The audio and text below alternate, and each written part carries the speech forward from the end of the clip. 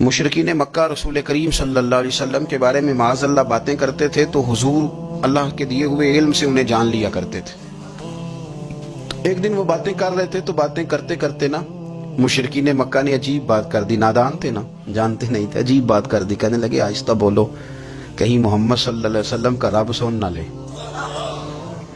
آہستہ بولو, اونچی بات نہ کرو, کہیں مصطفیٰ کریم علیہ السلام کا خدا سن نہ لے. تو اللہ نے آیت نازل کر دی, فرمایا نادانو وَأَسِرُّوا قَوْلَكُمْ, ابھی جہارو بھی, آہستہ بولو یا اونچا بولو.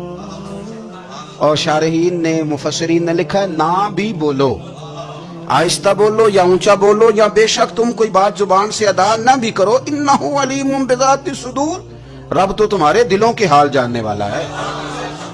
اسے تو پتہ ہے تم نے سینے میں کیا چھپایا ہے, حسد چھپایا ہے کہ رشک چھپایا ہے, عداوت چھپائی ہے کہ محبت چھپائی ہے, اسے تو پتہ ہے, اسے خبر ہے. اس لیے کہ وہ نظر ہی تمہارے دل پہ رکھتا ہے, اسے پتہ ہے تمہارے اندر کیا ہے. ہم لوگوں نے نا اپنی سارے معاملات دنیا داروں سے, لوگوں سے, یاروں سے, دوستوں سے وابستہ کر لیے. ہمیں تعریف بھی بندوں سے چاہیے,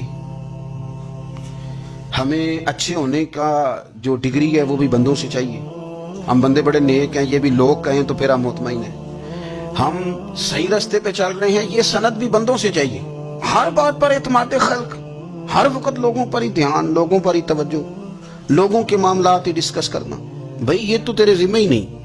تجھے تو کہا گیا ہے کہ وَمَن يَتَوَكَّلْ عَلَى اللَّهِ, تو اپنے رب کی ذات پر بھروسہ کر. فَهُوَ حَسْبُهُ, وہ تیرے لیے دنیا میں بھی کافی ہو جائے گا, آخرت میں بھی کافی ہو جائے گا. وہ تیرے لیے کافی ہے, تیرا رب رسول. تو اللہ رسول کی جانب توجہ کر. ہماری ساری معاملات بندوں کے ساتھ مطلب فلانے کو کیا مل رہا ہے, فلانا کدھر جا رہا ہے, فلانے کے پیسوں پہ میرا کتنا حق ہے, فلانا آگے نکل گیا, فلاں پیچھے رہ گیا, فلاں نے محبت سے نہیں دیکھا, فلاں نے یہ کر دیا. ساتھ چھوڑیں, یہ تو ہر وقت تو ذکر آپ کو اللہ کا کرنا تھا. یا ایھا الذین آمنوا اذکروا اللہ ذکرا کثیرا وسبحوہ بکرۃ واصیلا.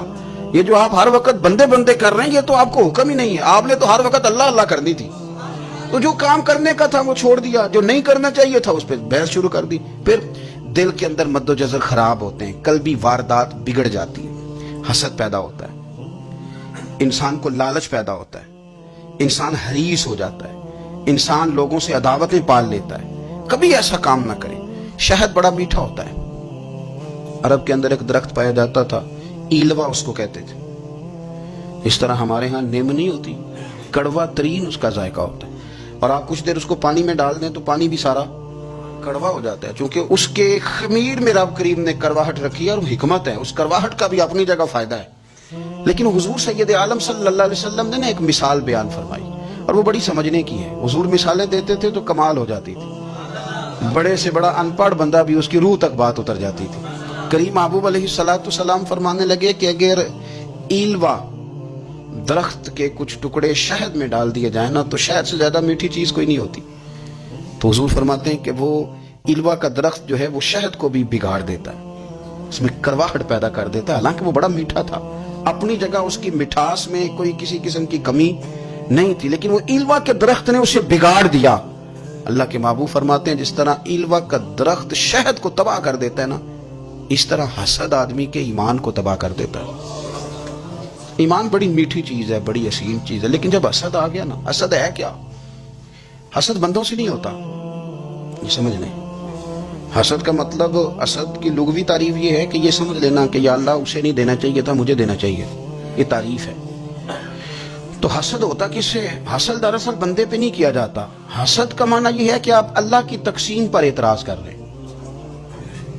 آپ کا کہنا یہ ہے کہ یا اللہ یہ تقسیم ٹھیک نہیں ہوئی, معاذ اللہ, یہ ادھر چلا گیا, یہ تو ادھر آنے والی چیز تھی.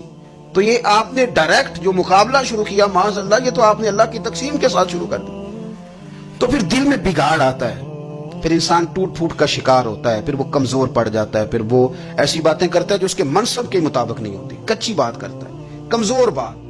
اللہ بہتر جانتے ہیں کون سی چیز اس نے کہاں رکھنی ہے. رب کی حکمت پر اور اس کی دی ہوئی توفیق پر راضی رہنا ایمان کا تقاضا ہے. لیکن ہمیں تو چاہیے تقسیم اپنی مرضی کی. ادھر کیوں چلا گیا, ادھر آنا چاہیے تھا. بھئی آپ کو یہ کس نے حق دیا ہے؟ مالک نے جو چاہا, جب چاہا, جہاں چاہا اپنے فضل سے عطا فرمایا. حسد اور پھر اس کے اگر کوئی اثر نہیں کرتا تو لالچ شروع کر دیتا ہے.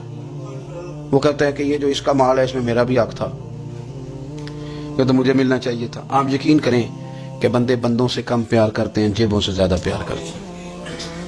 تو اس بندے کو تو کوئی نقصان نہیں جس کے ساتھ آپ نے تعلق رکھا ہوا ہے جیب کا, لیکن آپ بڑے کمزور ہو گئے. آپ جب لالچ کر لیا, نفسانیت میں آ گئے تو آپ کمزور پڑ گئے. آپ نے مطلب کیا, آپ کا کیا خیال تھا کہ رب کی بارگاہ سے کوئی کم ملنے والا تھا جو بندوں پہ اتنی توجہ کر لی.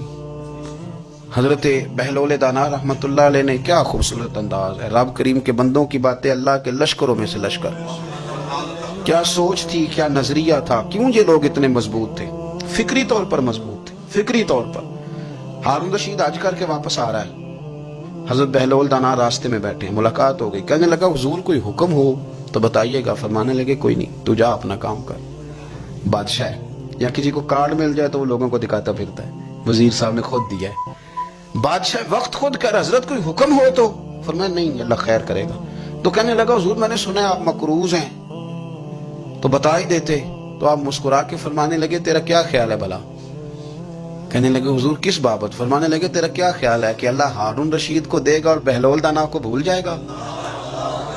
تیرا کیا خیال ہے, رب کریم ہارون رشید کو تو دیتا جائے گا اور بہلول دانا کو بھول جائے گا. بادشاہ کہتا ہے کہ میں چکرائی گیا کہ بھلا اس سوال کا کیا جواب ہے.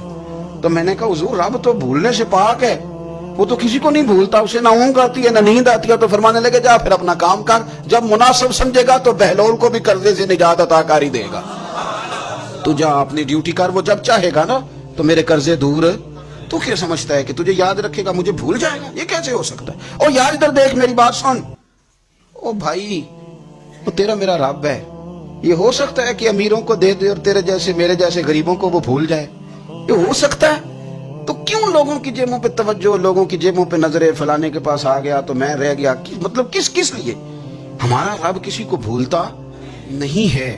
کسی شخص کو وہ میرا مالک اپنے فضل سے نظر انداز نہیں کرتا, وہ سب کو نوازتا ہے.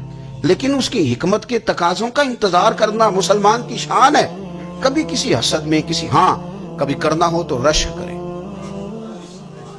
رشک کریں, مزہ آئے گا. اور یہ رشک کرنے کا نا, رشک کا معنی کیا ہے. حسد کا معنی یا اللہ اسے نہیں دینا چاہیے تھا, مجھے دینا چاہیے تھا. اور رشک کا معنی یا اللہ تو نے دیا ہے, کیا بات ہے, اسے دیا تو کیا بات. اگر تو نے دیا تو مالک جچا بھی ہے, اگر تو نے دیا ہے تو نظر بھی آیا ہے, اگر تو نے دیا ہے تو پھر کیا بات ہے, کمال ہو گئی, وہ نظر آ رہا ہے. اور یا اللہ اسے دیا ہے تو میں بھی تیرا بندہ ہوں, اسے بھی اور دے اور مجھے بھی عطا فرما.